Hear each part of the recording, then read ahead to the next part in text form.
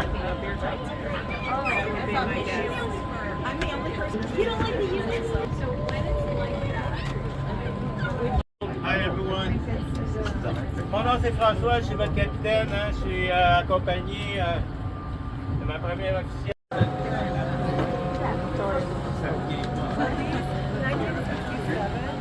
Tower. So this is the observation tower that was inaugurated for the 375th anniversary of the city just a few years ago. It stands at 65 meters tall, and when you're directly on top, you have a beautiful view of Montreal with a 360 glass dome. And I know you're all wondering, and no, unfortunately, it's not a slide, it's only stairs. Montreal was the biggest port for grain and cereal in the entire world. So it was built in the early 1900s and has been abandoned. Le fleuve Saint-Laurent et qui s'arrête aux grandes villes américaines de la côte Est, notamment New York et Boston, tous en provenance de Montréal. So to my right, you have Montreal. So this is where during the entire summer, the city will welcome about 60 cruise ships that are all going on the St. Lawrence River as well. 60 personnes qui s'étaient tous installées sur la Pointe à Calière, qui est un musée aujourd'hui que vous pouvez toujours visiter. C'est donc pour ça que Montréal est la deuxième plus grande ville. C'est un courant d'eau très puissant qui a fait en sorte que les bateaux ne pouvaient pas aller plus loin. Donc le canal au départ, c'était vraiment l'une des portes d'entrée principales des Européens au continent nord-américain, étant donné que le canal vous mène éventuellement jusqu'au Grand Lac.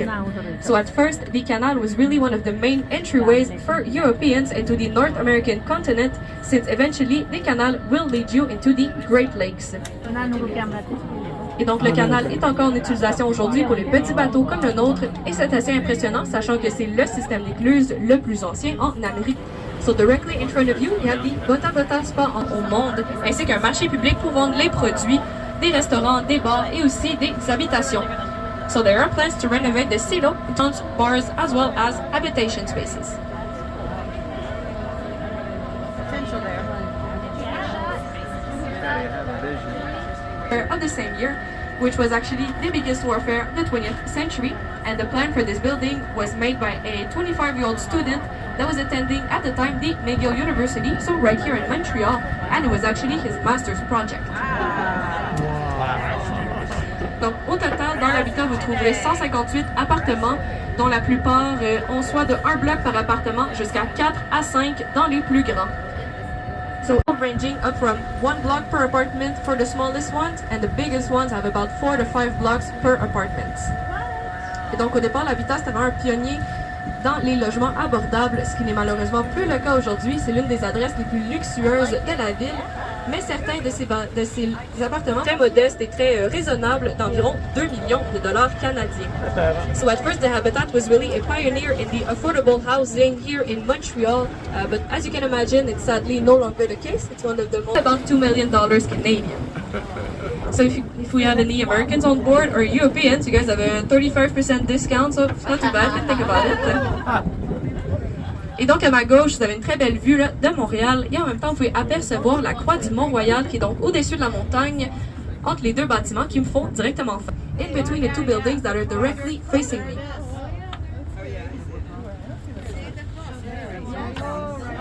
Ici à Montréal, qui interdit la construction des bâtiments plus hauts que la hauteur maximum de la croix sur la montagne, qui est environ à 250 mètres de hauteur. Et tout ça, c'est vraiment pour préserver la beauté une fois que vous êtes au-dessus du Mont-Royal, que ce soit le jour ou la nuit. Vous allez voir une fois dedans, c'est impressionnant. Restez assis par contre.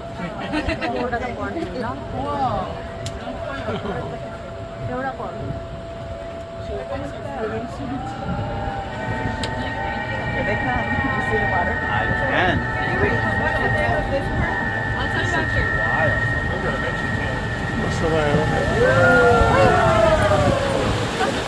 Alors, nous y voici, tout le monde est encore là? Oui, c'est still there. Never lost anybody. On n'a pas perdu personne. So, oui, vous pouvez constater par vous-même que ce courant-là, -là, c'est très très puissant. En fait, c'est la fin des rapides. Les rapides sont pas loin, là, sont juste à passer. Et en tant qu'à Montréal, nous sommes en eau douce. Hein? On n'a pas de marée ici, on est trop loin de l'océan. Mais si on descend, so that's why you guys are planning a trip eastward. So here in this water, we have 40 species of freshwater fish. People come here to fish for walleye, spikes, muskies, you know, catfish. still hasn't turned back yet, so I'm guessing that she's still a little disappointed with us. So done with all these She's ready to Paris. There you go.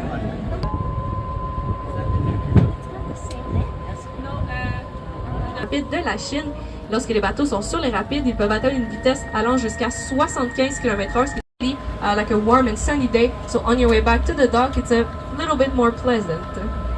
And we do have a thing. So this is the old cold storage warehouse of Montreal that was built in 1922, and it was built to store all the perishable goods that were coming from the boats into the port.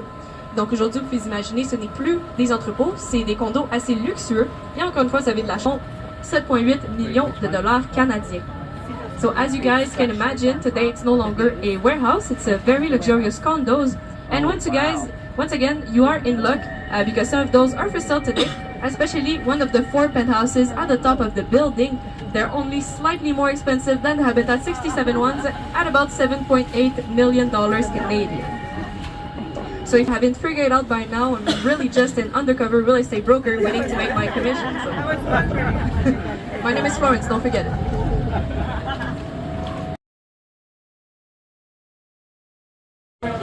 Donc à ma droite, sur la passerelle, juste ici, vous entendez la musique. Cette semaine, au-dessus, vous avez une très belle vue de la ville. Et la grande roue est ouverte à l'année longue, donc les cabines sont chauffées et climatisées. Et durant l'hiver,